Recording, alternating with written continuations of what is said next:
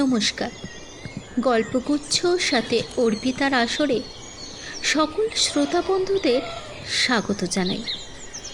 গল্পগুচ্ছ সাথে অর্পিতার চ্যানেলে আজকের নিবেদন শরৎচন্দ্র চট্টোপাধ্যায়ের লেখা গল্প মামলার ফল। গল্প পাঠে আমি অর্পিতা। গল্পটি বলার সময় আমার যদি কোনো ভুল হয়ে থাকে তাহলে আমি সবার কাছে ক্ষমা প্রার্থী। আর গল্পটি যদি আপনাদের ভালো লেগে থাকে তাহলে লাইক, সাবস্ক্রাইব ও ছোট্ট একটি কমেন্ট করতে ভুলবেন না। আপনারা কমেন্ট করলে তবেই আমি জানতে পারবো আমার গল্প আপনাদের কেমন লাগছে। তাহলে চলুন শোনা যাক আজকের গল্প শরৎচন্দ্র চট্টোপাধ্যায়ের লেখা মামলার ফল। গল্প পাঠে আমি অর্পিতা। বুড়া বৃন্দাবন সামন্তর মৃত্যুর পরে তাহার দুই ছেলে শিবু ও শম্ভু সামন্ত প্রত্যাহ ঝগড়া লড়াই করিয়া মাস ছয়েক একান্নে একটি বাড়িতে কাটাইল। তাহার পরে একদিন পৃথক হইয়া গেল। গ্রামের জমিদার চৌধুরী মশাই নিজে আসিয়া তাহাদের চাষবাস, জমিজমা, পুকুর বাগান সমস্ত ভাগ করিয়া দিলেন। ছোট ভাই সামনের পুকুরের ওধারে খান্দই মাটির ঘর তুলিয়া ছোট বউ এবং ছেলেপুলে লইয়া বাস্তু ছাড়িয়া উঠিয়া গেল। সমস্তই ভাগ হইয়াছিল, শুধু একটা বাঁশঝাড় ভাগ হইতে পাইল না। কারণ শিবু আপত্তি করিয়া কহিল, চৌধুরী মশাই, ওই বাঁশঝাড়টা আমার নিতান্তই চাই। এই ঘর দোর সব পুরনো হয়েছে, চালের বাতা বাকারি বদলাতে, খোঁটাখুঁটি দিতে বাঁশ আমার নিত্য প্রয়োজন। আর গায়ে কার কাছে চাইতে যাব বলুন? শম্ভু প্রতিবাদের জন্য উঠিয়া বড় ভাইয়ের মুখের ওপর হাত নাড়িয়া বলিল, আহা, ওর ঘরের খোঁটাখুঁটিতে বাঁশ চাই, আর আমার ঘরে কলা গাছ চিরে দিলেই হবে না? সে হবে না চৌধুরী মশাই, ওই বাঁশঝাড়টা আমার না থাকলেই চলবে নে, তা বলে দিচ্ছি আমি। মীমাংসা এই পর্যন্ত হইয়া রহিল। সুতরাং এই সম্পত্তিটা রহিল দুই শরিকের। তাহার ফল হইল এই যে, শম্ভু একটা কঞ্চিতে হাত দিতে আসলে শিবু দা নিয়ে তেড়ে আসে, এবং শিবু স্ত্রী বাঁশঝাড়ের তলা দিয়ে হাঁটলেও শম্ভু লাঠি নিয়ে মারতে দৌড়োয়। সেদিন সকালে এই বাঁশঝাড় উপলক্ষ করিয়া উভয় পরিবারে তুমুল দাঙ্গা হইয়া গেল। ষষ্ঠী পুজো কিংবা এমন কি একটা দৈব কার্যে বড় বউ গঙ্গামণির কিছু বাঁশ পাতার আবশ্যক ছিল। পল্লীগ্রামে এই বস্তুটি দুর্লভ নয়, অনায়াসে অন্যত্র সংগ্রহ হইতে পারিত। কিন্তু নিজের থাকিতে পরের কাছে হাত পাতিতে তাহার শরম বোধ হইল। বিশেষত তাহার মনে ভরসা ছিল, দেবর এতক্ষণে নিশ্চয়ই মাঠে গিয়াছে, ছোট বউ একার কি করিবে।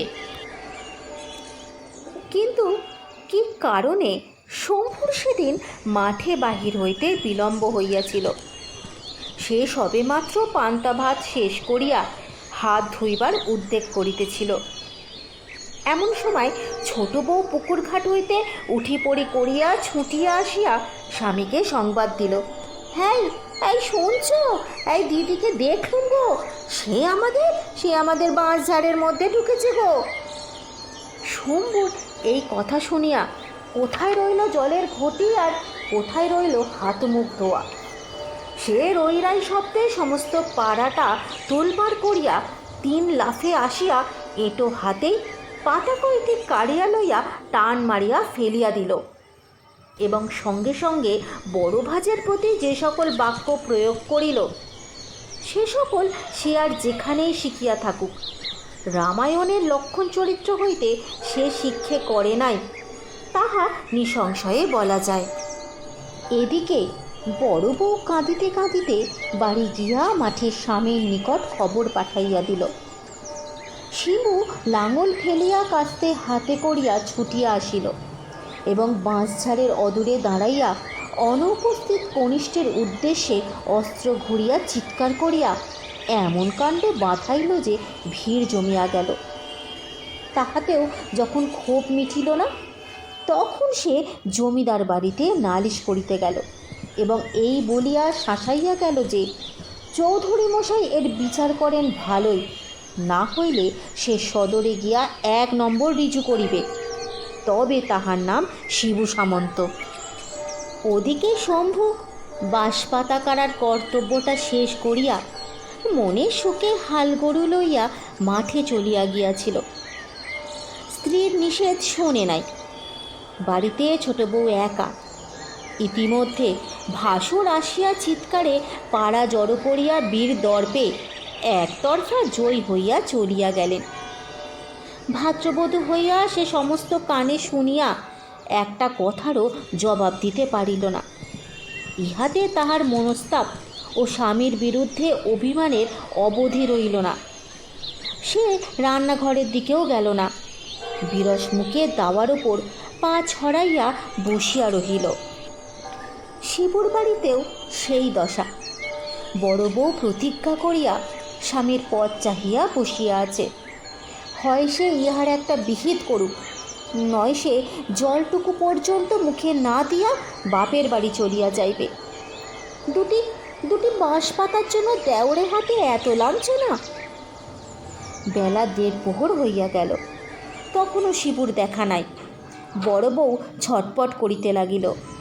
কি জানি চৌধুরী মশাইয়ের বাটি হইতে বা তিনি 3 নম্বর রুজু করিতে সোজা সদরে চড়িয়া গেলেন। এমন সময় বাহিরের দরজায় ঝনাক করিয়া সজোরে ধাক্কা দিয়া শম্ভুর বড় ছেলে গয়ারাম প্রবেশ করিল। বয়স তাহার 16-17, কিন্তু এই বয়সে ক্রোধ এবং ভাষাটা তাহার বাপকেও ডিঙাইয়া গিয়াছিল।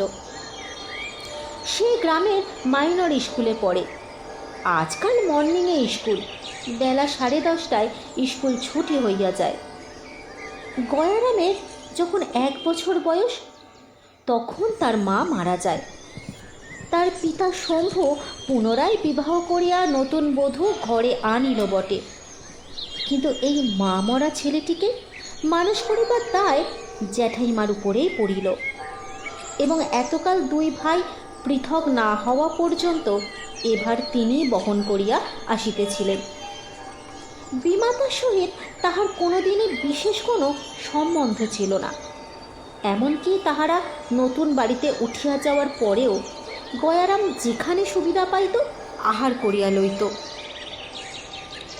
আজ সে স্কুলের ছুটির পর বাড়ি ঢুকিয়া বিমাতার মুখ এবং আহারের বন্দোবস্ত দেখিয়া প্রজ্বলিত এবং হতাশ হইয়া এ বাড়িতে আসিতেছিল। জ্যাঠাইমার মুখ দেখিয়া তাহার সেই আগুনে জল পড়িল না, কেরোসিন পড়িল। সে কিছুমাত্র ভূমিকা না করিয়াই কহিল, ভাত দে জ্যাঠাইমা। জ্যাঠাইমা কথা কহিলেন না, যেমন বসিয়াছিলেন তেমনই বসিয়া রহিলেন। ক্রুদ্ধ গয়ারাম মাটিতে একটা পা ঠুকিয়া বলিল, ভাত দিবি না দিবি নে তা বল। গঙ্গামণি সক্রোধে মুখ তুলিয়া তর্জন করিয়া কহিলেন, তোর জন্য ভাত রেঁধে বসে আছি, তাই দেব। বলি তোর সৎ মা আবাগি ভাত দিতে পারল নে যে এখানে এইছিস হাঙ্গামা করতে। গঙ্গারাম চেঁচাইয়া বলিল, সে আবাগির কথা আমি জানি নে, তুই দিবি কিনা বল। না দিবি তো চললুম আমি, তোর সব হাঁড়ি করে ভেঙে দেব আজকে। এই বলিয়া সে গোলার নিচে চেলাকাঠের গাদা হইতে একটা কাঠ তুলিয়া সবেগে রন্ধনশালার অভিমুখে চলিল। জ্যাঠাইমা সভয়ে চিৎকার করিয়া উঠিলেন, গয়া, ও গয়া, হারামজাদা দস্যি, বাড়াবাড়ি করিস নে বলছি। 2 দিনও হয়নি আমি নতুন হাঁড়ি কুড়ি কিনেছি, একটা যদি কিছু ভাঙে না, তবে তোর জ্যাঠাকে দিয়ে তোর একখানা পা যদি আমি না ভাঙাই আজ। গঙ্গারাম রান্নাঘরের শিকলটায় গিয়ে হাত দিয়েছিল।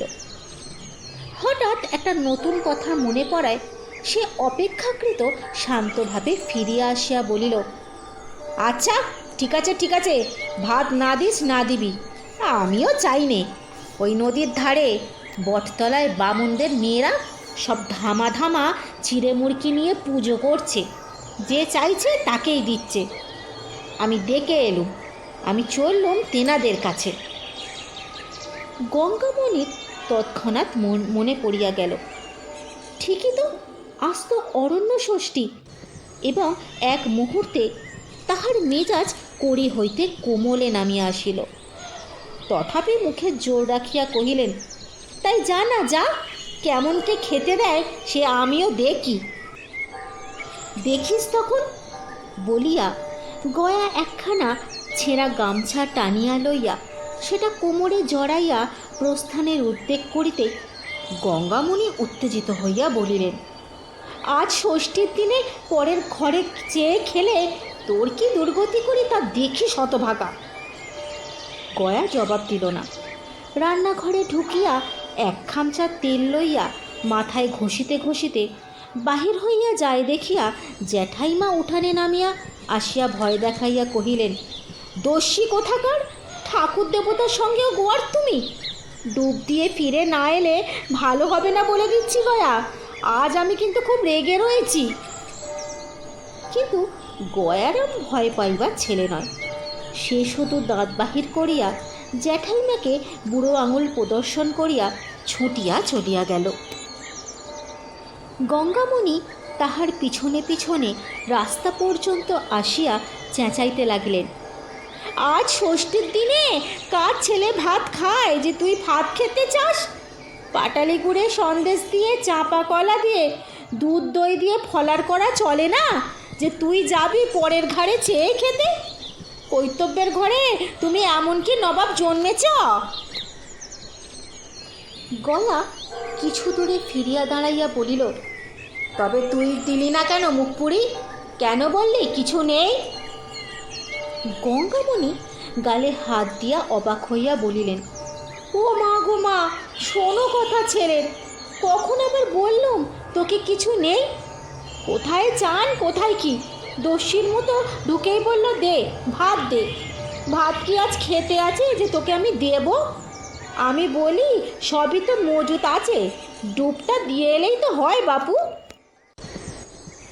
গয়া কহিল, ফলার তোর পচুক, রোজ রোজ আবাগিরা ঝগড়া করে রান্নাঘরের শেকল টেনে পা ছড়িয়ে বসে থাকবে, আর আমি রোজ 3 পর বেলায় ভাতে ভাত খাবো? যা, আমি তোদের কারুর কাছে খেতে চাই না। এই বলিয়া সে হন হন করিয়া চলিয়া যায় দেখিয়া গঙ্গামণি সেইখানেই দাঁড়াইয়া কাঁদো কাঁদো গলায় চেঁচাইতে লাগলেন, আজ ষষ্ঠীর দিনে কারোর কাছে চেয়ে খেয়ে অমঙ্গল করিস নে গয়া। ও গয়া, লক্ষ্মী বাপ আমার, না হয় তোকে 4টে পয়সা বেশি দেব। শোন বাবা, শুনে যা বাপ আমার। গয়ারাম ভ্রুক্ষেপও করিল না, দ্রুত বেগে প্রস্থান করিল। বলিতে বলিতে গেল, চাইনে আমি ফলার, চাইনে আমি পয়সা, তোর ফলারে আমি। সে দৃষ্টির অন্তরালে চলিয়া গেলে গঙ্গামণি বাড়ি ফিরিয়া রাগে দুঃখে অভিমানে নির্জীবের মতো দাওয়ার উপর বসিয়া পড়িলেন এবং গয়ার কুব্যবহারে মর্মাহত হইয়া তাহার বিমাতার মাথা খাইতে লাগিলেন। কিন্তু নদীর পথে চলিতে চলিতে গয়ার জ্যাঠাইমার কথাগুলো কানে বাজিতে লাগিল। একে উত্তম আহারের প্রতি স্বভাবতই তাহার একটু অধিক লোভ ছিল। পাটালি গুড়ের সন্দেশ, দই, দুধ, চাঁপা কলা, তাহার ওপর 4 পয়সা দক্ষিণা। মনটা তাহার দ্রুত নরম হইয়া আসিতে লাগিল। স্নান সারিয়া গয়ারাম প্রচণ্ড ক্ষুধা লইয়া ফিরিয়া আসিল।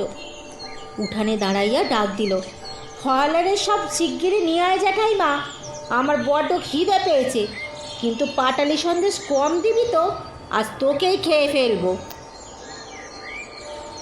গঙ্গামণি সেইমাত্র গরুর কাজ করিতে গোয়ালে ঢুকিয়াছিলেন। গয়ার ডাক শুনিয়া মনে মনে প্রমোদ গুনিলেন, ঘরে দুধ দই চিঁড়া গুড় ছিল বটে, কিন্তু চাঁপা কলাও ছিল না, আর পাটারি গুড়ের সন্দেশও ছিল না। তখন গয়াকে আটকাইবার জন্য মুখে যা আসিয়াছিল তাই বলিয়া লোভ দেখাইয়াছিলেন। তিনি সেখান হইতেই সাড়া দিয়া কহিলেন, বলি তুই ততক্ষণে ভিজে কাপড় ছাড় বাবা, আমি পুকুর থেকে হাত ধুয়ে আসছি, শিগগিরই আয় বলিয়া হুকুম চালাইয়া গয়া কাপড় ছাড়িয়া নিজে একটা আসন পাতিয়া ঘটিতে জল গড়াইয়া প্রস্তুত হইয়া বসিল। গঙ্গামণি তাড়াতাড়ি হাত ধুইয়া আসিয়া তাহার প্রসন্ন মেজাজ দেখিয়া খুশি হইয়া বলিলেন, এই তো আমার লক্ষ্মী ছেলে, কথায় কথায় কি এত রাগ করতে আছে বাবা বলিয়া তিনি ভাঁড়ার ঘর হইতে আহারের সমস্ত প্রয়োজন আনিয়া সম্মুখে উপস্থিত করিলেন। গয়ারাম চোখের পলকে উপকরণগুলি দেখিয়া লইয়া তীক্ষ্ণ কণ্ঠে জিজ্ঞাসা করিল, চাপা গলা কই?